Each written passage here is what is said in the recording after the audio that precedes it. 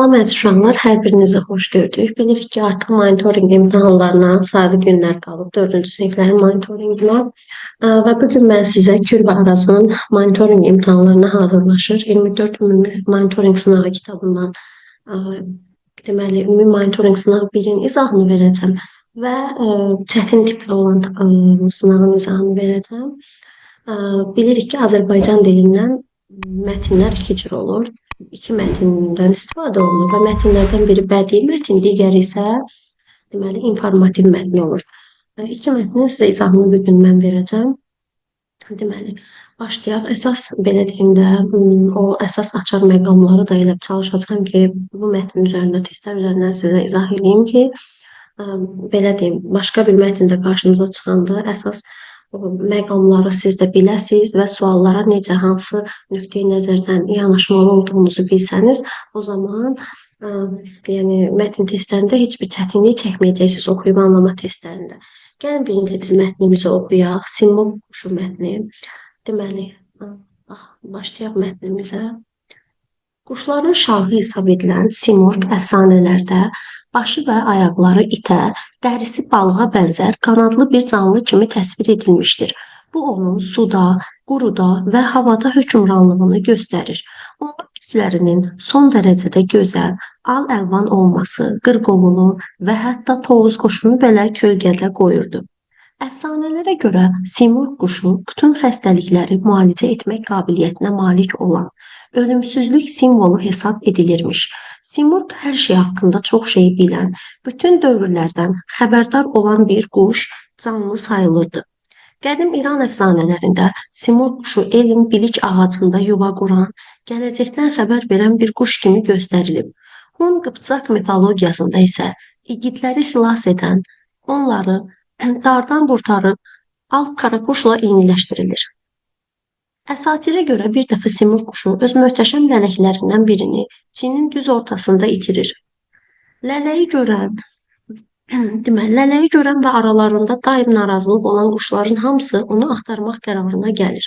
Onlar bilir ki, bu quşun adının mənası 30 quş deməkdir və onun sarayı dağların ən hündür nöqtəsində yerləşir. Öncə bəzi quşlar simurqu axtarmağa getməkdən boyun qaçırırlar. Belə ki, bülbül gülə olan məhəbbətini, tutuquşu gözəl lələklərini xilas etmək üçün qəfəsdə yaşamaq məcburiyyətində qalmasını, kəklik öz balalarından və dağ döşündə qurduğu yuvasından ayrı qala bilməməsini, vax bataqlığa olan sevgisini, bayquş qaranlığa olan sevgisini bəhanə gətirərək simurqun axtarışına getməkdən imtina edir. Sonradan onlar simurqu axtarıb tapmaq məcburiyyətində qalır və yola düşərək 7 dəniz, 7 dağ keçirlər. Quşların bəziləri bütün çətinliklərə tab gətirə bilməyib geri qayıdır, bəziləri isə həlak olur. Ən dözümlü və sağ qalan 30 quş isə sonda simurqun sarayına gəlib çıxır və öz arzularına çatır. Müxtəlif xalqların əfsanə və əsatirlərində simurq quşu qeyri-adi güc və gözəlliyi olan bu bir qüvvə kimi təsvir olunmuş, əsasən müsbət obraz kimi göstərilmişdir. Uşaqlar, deməli biz mətndən tanış olduq. Baxdıq ki, simurq quşu haqqında mətndir, əsatirlərdə bu haqda nə deyilir və s. bütün bunlarla tanış olduq. İndi gəlin suallarımıza keçək və qeyd edeyim ki, siz təbii ki, imtahan zamanı mətni bir dəfə oxudunuz, anlamada çətinlik çəkirsinizsə, mətni 2 dəfə, 2 və daha çox oxumalısınız. Əlbəttə ki, yəni ola bilər ki, bir dəfə oxusaz mətndə bəzi məqamlar sizə qaranlıq qala bilər. Amma bir neçə dəfə mətndən tanış olduqdan sonra, oxuduqdan sonra artıq mətn sizə tam aydın olacaq. Baxın, gəlin birinci sualımıza baxıq. Simurqla bağlı xüsusiyyətlərdən hansı mətndə yoxdur? Deməli, biz uşaqlar mətnin əvvəlində gördük ki, simurq haqqında hansı məlumatlar verilmişdi. Baxın, lap əvvəlində verilmişdi də bu məlumatlar. Deməli, simurq haqqında verilmişdi ki, simurq deməli son dərəcədə gözəl idi. Bu verilmişdi bizə.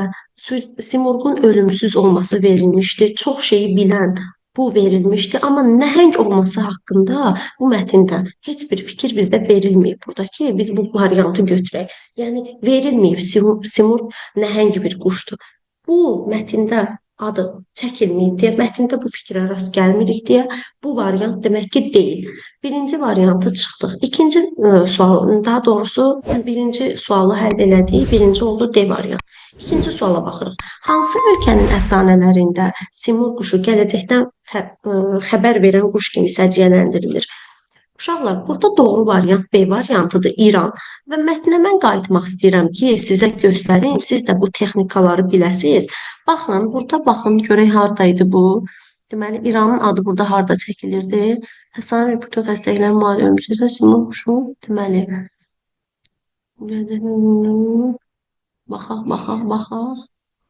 Biz artıq bunu yenidən nəzərdən keçiririk ki, görək burada İranın adı. Baxın, qədim İran əfsanələrində Simur quşu elm bilik ağacında yuva quran, gələcəkdən xəbər verən bir quş kimi göstərilib. Görürsünüz uşaqlar, baxın, gəldik, qayıtdıq mətnə. Mətndə baxdım ki, həqiqətən də bu İrandır. Gördünüz? Deməli, burada doğru variant oldu. B variantı. Bax, siz də bu cür eləyirsiniz. Hər bir sualda mətnə qayıdın. Ola bilər ki, o dəqiqə yəni oxumusunuz, unutmusunuz, oxudunuz, anladınız mətni, nəyisə unuda bilərsiniz. Təbii mətn qabağınızda olacaq. Mətnə qayıdıb cavabı asanlıqla tapa bilərsiniz. Üçüncü suala baxırıq. Mətni hansı yarım başlıqlara ayırmaq olar? Uşaqlar, mətni biz oxuduq. Ümumiyyətlə, mətndə nə gördük? Birinci biz gördük ki, burada deməli, Simur quşu haqqındaydı. Bu əfsanəvi quş olduğu haqqında, yəni bir yarım başlığa ayıra bilərik bunu əfsanəvi quş. İkincisi isə Simurq haqqında əsatir. Bəli, Simurq haqqında ikinci artıq yarım başlıqda nələr verilmişdi? Simurq haqqında əsatirlər verilmişdi də. Amma məsələn, B-də Simurq, deməli, quşların şahı Simurqun itməsi xeyir, elm ağacı quşların narazılığı xeyir, gələcəkdən xəbər verən quş, əfsanələr xeyir. Bu cür eləyə bilmərik. Amma yəni uyğun gəlmir. Biri uyğun gəlsə də digəri uyğun gəlmir. Amma əfsanəvi quş birinci yarım başlıq, ikinci yarım başlıqda Simurq haqqında deməli, əsatir bu cür verə bilərik. Dördüncüyə baxırıq. Hun Qıpçaq mifologiyasına görə dördüncü sualda bizə deyir ki, Hun Qıpçaq mifologiyasına görə, uşaqlar, burada da baxın, yenə də qaydaq. Doğru cavab A variantıdır. İgidləri xilas edən quşla eyniləşdirilir. İndi mən bunu istəyirəm ki, mətndə sizə tapıb yenidən göstərim. Hun Qıpçaq mifologiyasına görə Simur, igidləri xilas edən quşla eyniləşdirilir. Baxın, mətnə yenidən qaydırıq. Baxın. Hun Qıpçaq mifologiyasında isə igidləri xilas edən, onları dardan qurtaran alt qaraquşla eyniləşdirilir. Gördünüz uşaqlar? Çox rahat, çox sadə. Yəni mətnin içindən cavabını tapdıq, dairələdik. Həqiqətən də oxuyub anlama sualları mən hər zaman deyirəm. Yəni sizin üçün çətin olmamalıdır. Hamınız bunun öhdəsindən gəlməlisiniz, gəlməyi bacarmalısınız. Çünki yəni mətnin bütöv suallarının cavabı mətnin içində cəmləşib uşaqlar. Yəni sadəcə olaraq diqqətli olub tapırıq və salam, başqa heç bir şey. 5-ci suala baxırıq. Simurq hansı heyvana bənzədilir? Uşaqlar, lap mətnin əvvəlində biz baxdıq ki, Simurq itə bənzədilib, balığa bənzədilib. Baxın, burada da baxın. Variantlardan iti seçdik. Baxın, başı və ayaqları itə, dərisi balığa bənzər, qanadlı bir canlı kimi təsvir edilmişdir. Ən birinci cümlədə biz elə baxdıq ki, itə bənzədilib. Əlbəttə ki, variantlardan da B variantını seçdik. 6-cı sual. Əsatirə görə Simurq quşunun adının mənası nədir? Simurq quşunun mənası 30 quş. Baxın, burada da verilmişdir. Bu da mətnin içində verilir. Mən hər dəfə qayıdıram sizin üçün ki, yenə də deyirəm, siz də bütün bunları biləsiniz. İndi bəlkə də fikirləşərsiniz ki, hər dəfə biz niyə mətnə qayıdırıq? Hər dəfə mətnə qayıdıram ki, siz də görəsiniz. Baxın, adının mənası 30 quş deməkdir. Baxın. Tapdım. Buradan gəldim. Burada da 30 quşu işarələdim. Bax, siz bu cür eləyəcəksiniz. Bu dediyim kimi suallara yanaşsaz, bu cür eləsəz, inanın ki, sizin suallarınızda yəni heç bir belə deyim də problem olmayacaq. Həqiqətən də bütün sualların öhdəsindən asanlıqla gələrsiniz. Əsatirə görə nə üçün kəklik balalarından ayrılmaq istəmədiyini bəhanə edir? Uşaqlar, biz burada yuxarıda mətndə oxuduq, gördük ki, birinci quşların heç biri Simurqu axtarmaq istəmirdi. Ona görə hər biri bir bəhanə başladı tapmağa. Kəkliyin də bəhanəsi o idi ki, balalarımdan ayrılmaq istəmirəm. Niyə? Çünki axtarmaq istəmirdilər. Baxın, yenə də qayıdıb sizə bu hissəni göstərim mən. Deməli, baxın. Öncə bəzi quşlar simurqu axtarmağa getməkdən boyun qaçırırlar. Yəni axtarmaq istəmirlər də. Boyun qaçırmaq nə deməkdir? İmtina edirsən, axtarmaq istəmirlər. Ona görə də hərəsi bir bəhanə gətirir. İndi 8-ci suala baxırıq. Hansı fikir simurğun suda, quruda və havada hökmranlığını göstərir? Uşaqlar deyir, hansı fikir simurğun suda, quruda və havada hökmranlığını göstərir? Uça bilməsi, xeyr. Uça bilirsə yaxşı havadadır. Bəs bizə suda deyir, quruda deyir. Axı bütün xəstəlikləri müalicə etmək qabiliyyətinin olması xeyr. Bunun əlbəttə ki, bu doğru fikirdir. Xəstəlikləri müalicə eləyir. Amma bunun, yəni suda, quruda və havada hökmranlığına aid deyil axı. Ölümsüzlük simvolu olması bu da aid. Amma baxın, başı və ayaqlarının itə, dərisinin balığa bənzədilməsi və qanadlarının olması. Qanadları var, havada hökmranlıq eləyə bilir. Deməli, balığa bənzəyir deyə suda, daha sonra başı və ayaqlarının da itə, bu da oldu quruda. Buna görə də doğru variant oldu. D variantı bu da birinci cümlədə bizə verilmişdi. Mətnin birinci cümləsində bu fikirlər bizə verilmişdir. 9-cuya baxırıq. Uyğunsuzluğu tapın deyir. 9-cu sualda. Quşun lələk, deməli, vağı bataqlı, bülbül qəfəs, bayquş, deməli, qaranlıq. 9-cu sual doğru, 9-cu sualda doğru cavab C variantıdır. Burada bilirsiniz nədir uyğunsuzluq, nəyi nəzərdə tutur? Simurqu heç kim axtarmağa getmək istəmirdi. Baxın, oyun qaçırırdılar, mətndə verilib. Hərə bir şeyi bəhanə gətirirdi də. Bülbül gülə olan məhəbbətini. Bülbül gülə olan məhəbbəti. Bülbülün qarşısında gülə olan məhəbbət verilməli idi. Amma burada baxın, bülbülün qarşısında nə verilib? Bizdə burada verilib bülbülün qarşısında qəfəs.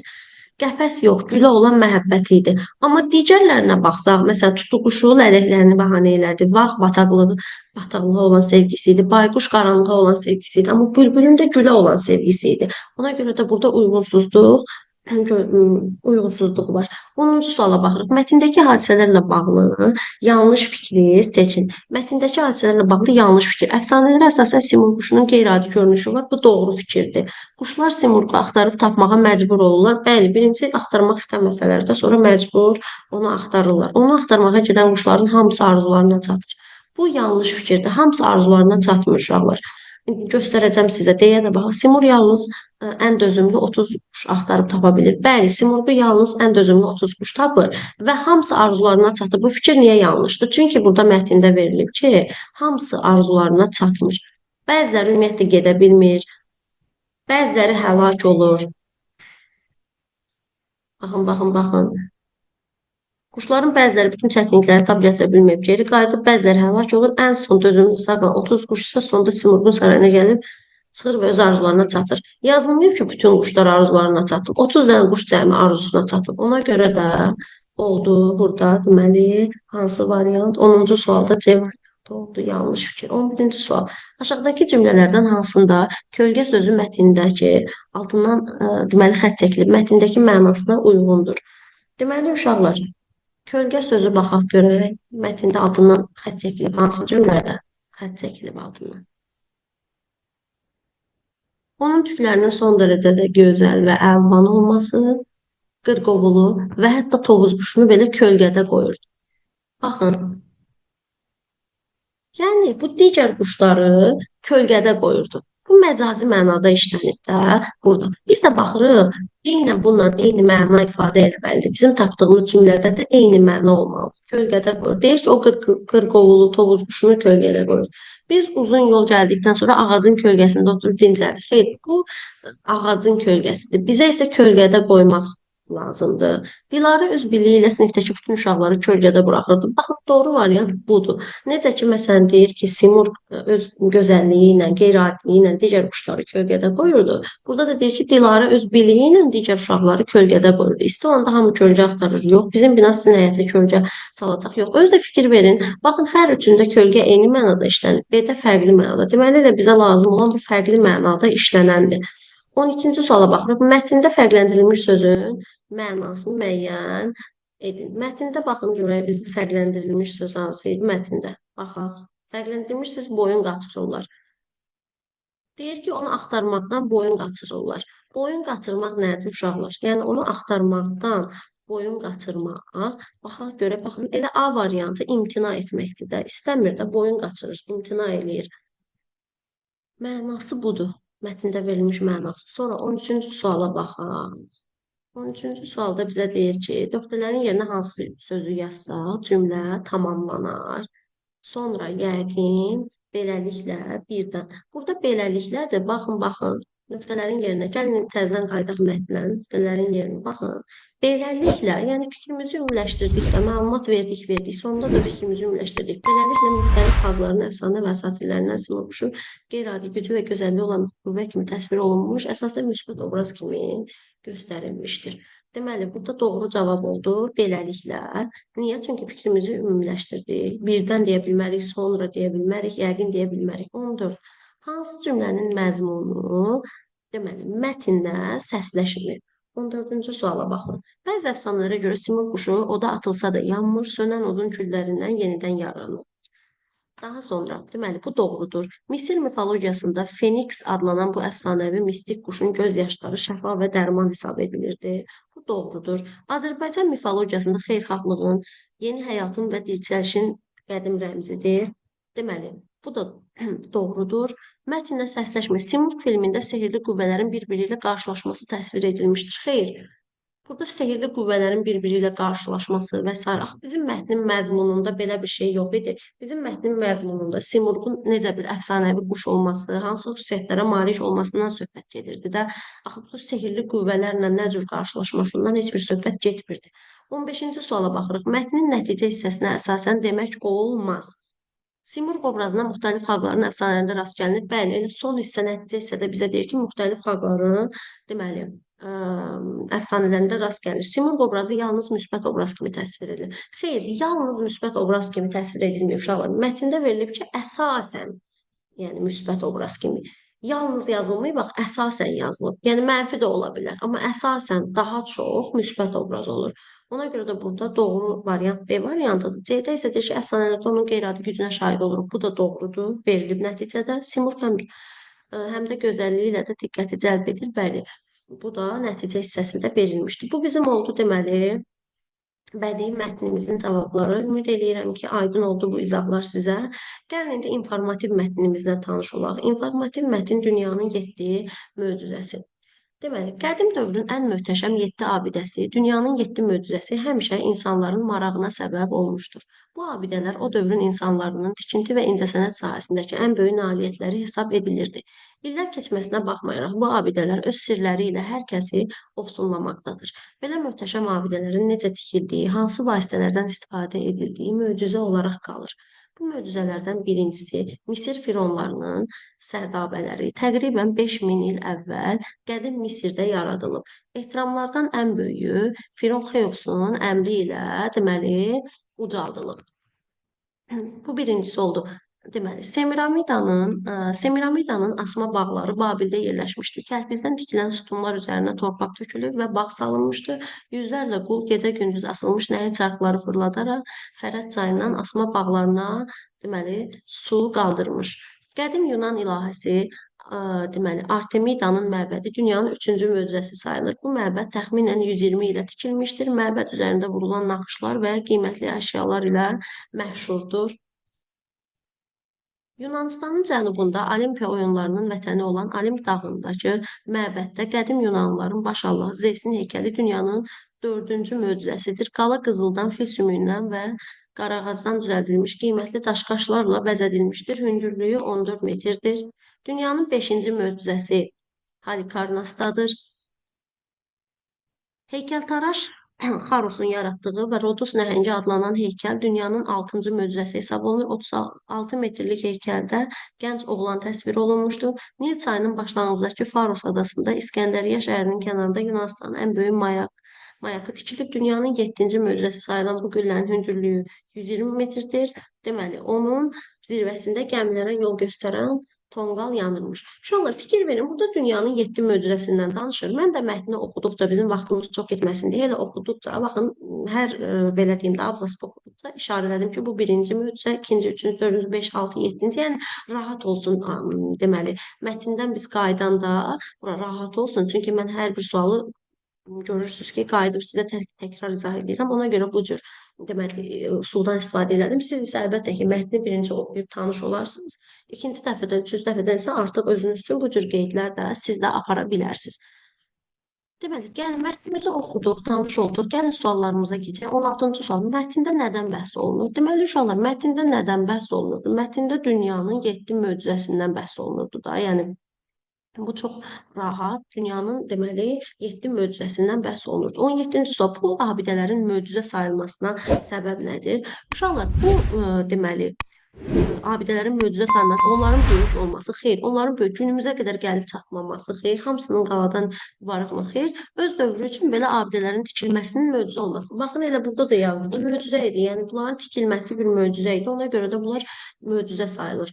18. Hansı cümlə dünyanın 7-ci möcüzəsinə aid deyil? Baxın, 7-ci möcüzəyə aid olmayan fikir.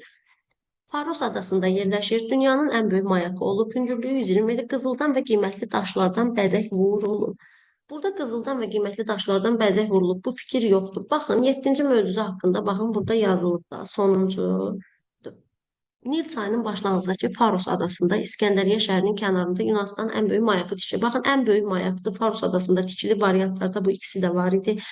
120 metrdir hündürlüyü, bu da var idi. Amma burada qızıldandır və s. bu haqda heç bir fikir yoxdur axı. Baxın, ona görə də burada doğru variant oldu. Qızıldan və qiymətli daşlardan bəzək. Digərləri isə hamısı mətndə verilmişdir. 19-cu suala baxırıq. Olimp dağlarında hansı abidə yerləşirdi? Olimp dağlarında Zevsin heykəli idi. Baxın, mətninə qayıdıb burada baxa bilərik ki, deməli, Olimpiya oyunları və Olimp dağındakı məbədlərdə Yunanların başçıları Zevsin heykəli 4-cü möcüzə. Olimp dağlarında Zevsin heykəli idi. Gəldik mətndə tapdıq B variantı. Uyğunsuzluğu müəyyən edin. 20-ci sualda uyğunsuzluğu bizə deyir müəyyən edin. Ehramlar Misirdə idi, düzdür. Asma bağlar Babildə idi, düzdür. Zevsin heykəli Romada. Bu yanlışdır. Zevsin heykəli Romada deyildi. Baxın, yenə də qaydaq. Bu Zevsin heykəli ki var idi, 4-cü. Bu yazılıb hardadır? Qədim Yunanlarındır da. Bu Romada necə olacaq? Deməli ki, bu Yunanistandadır. Baxın, Yunanistanın cənubunda. Romada deyil. Ona görə də uyğunsuzluq budur. Bunu tapdıq. Deməli, daha sonra gəlirik 21-ci suala. Zevsin heykəlinə aid olanı seçin. Baxın, yenə də bizdən Zevsin heykəli 4-cü idi də, düzdür. Bizdən 4-cü möcüzəyə aid o fil sümüyü qiymətli daş-qaşlarla bəzədilib. Doğru variant elə A variantıdır. İndi qayıdıb yuxarıda da baxarıq. Qullar Fərat çayından bura su qaldırılmış, 120 ilə tikilib qədim Misirdə olub. Xeyr, bunların heç biri deyil. Amma A variantına baxırıq. Deməli, fil sümüyü qiymətli daş-qaşlarla bəzədilib. Qayıdaq mətnə baxın. İşarələdiyimə görə daha rahatdır. Fil sümüyü, baxın, fil sümüyündən və qarağazdan düzəldilmiş qiymətli daş-qaşlarla bəzədilmişdir. Gördünüz, buradan elə rahatlıqla tapdım. Asanlıqla. Uşaqlar, bunu yenə də deyirəm. Baxın, bu cür siz də eləsəz, bu texnikalardan istifadə eləsəz, oxuyub anlama suallarının hamısının ötəsindən asanlıqla gələcəksiniz. 22-ci sual. İskəndəriyyə mayakının əhəmiyyəti nə olmuşdur? İskəndəriyyə mayakının əhəmiyyəti gəmilərə işıq ilə yol göstərilmiş. Baxın, qayıdırıq İskəndəriyyə mayakına, yəni sonuncuya. Baxın, gəmilərə yol göstərən tonqal yanırmış. Deməli, gəmilərə yol göstərilmiş də, tonqal yanıb işıq saçıb yol göstərilmiş. 23-cü sual. Mətndə hansı suala cavab yoxdur? Hansı abidələr Misrə aiddir? Var. Yunanistana aid olan abidə hansıdır? Bu suala da cavab var. Artemidanın məbədi nəyi ilə məşhurdur? Deməli, bu suala da cavab var. Dünyanın birinci möcüzəsinin hündürlüyü neçə metrdir? Birinci möcüzəyə biz qayıtsaq görərik ki, orada heç bir hündürlüyü haqqında heç bir məlumat verilməyib. 24-cü sual. Dünyanın ikinci möcüzəsi haqqında doğru fikri müəyyən edin. Uşaqlar, ikinci möcüzə haqqında doğru fikir. Möcüzənin tikilməsində nəhəng çarxlar rol oynayır. 120 ilə tikilib. Bu möcüzə fil sümüyü və qarağazdan düzəldib. Bu möcüzə qədim Misirdə yaradılıb. Baxın, İkinci möcüzə. Möcüzənin tikintisində nəhəng çarxlar rol oynayıb. Gəlin qaydaq, baxaq. İndi baxın. Bu cümləni sizə göstərim ikinci möcüzədə. Çarxlar rol oynayıb. Baxın. Nəhəng çarxlar fırladaraq Fərat çayından Asma bağlara su qaldırılmış. Yüzlərlə qul gecə-gündüz. Görürsünüz, deməli ki, çarxların rolu haqqında bu cümlədə danışılır. Sonra baxaq. 24-cü sualı elədik. İndi 25-ci sualı. Neçənci möcüzə haqqında yalnız bir cümlə ilə məlumat verilir. 5-ci möcüzə uşaqlar. Üzr istəyirəm. 5-ci möcüzədə özünüz görürsünüz ki, sadəcə bir cümlə verilib. 26-cı suala baxırıq. Verilmiş fikirlərin neçənci abzası artırmaq olar? Deməli, Rodos adasına hücum olunmuş, lakin Rodoslular uğurla müdafiə olunmuşlar. Onların uğurlu müdafiəsinin şərəfinə abidə ucaldılmışdır. Baxaq görək bu Rodos, deməli, baxaq görək neçənci abzasdadır. Bu ümumiyyətlə neçənci abzasda verilib ki, bu fikri də biz ora əlavə edək. Baxın, bu oldu bizim birinci abzasımız. Bu oldu bizim ikinci abzasımız.